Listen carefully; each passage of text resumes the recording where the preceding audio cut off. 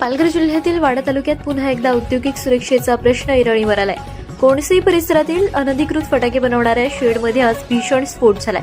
या स्फोटात एका कामगाराचा मृत्यू झाल्याची प्राथमिक माहिती, तर काही जण गंभीर जखमींवर उपचार सुरू आहेत. घटनेनंतर परिसरात एकच खळबळ उडाली आहे. स्थानिक नागरिकांचा आरोप आहे की हा संपूर्ण कारखाना अनधिकृत पद्धतीने सुरू होता, तरीही प्रशासनाचे दुर्लक्ष का, असा सवाल उपस्थित होतोय. घटनेची माहिती मिळताच पोलीस घटनास्थळी दाखल झालेत. पंचनामा आणि तपास प्रक्रिया सुरू. मात्र या स्फोटामुळे पुन्हा एकदा औद्योगिकरणाच्या नावाखाली सुरू असलेल्या धोकादायक वास्तवावर प्रश्नचिन्ह.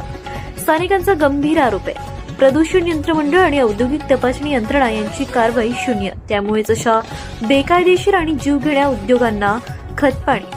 दरम्यान या घटनेनंतर परिसरात नागरिक आणि कामगारांच्या सुरक्षेचा मुद्दा ऐरणीवर आलाय.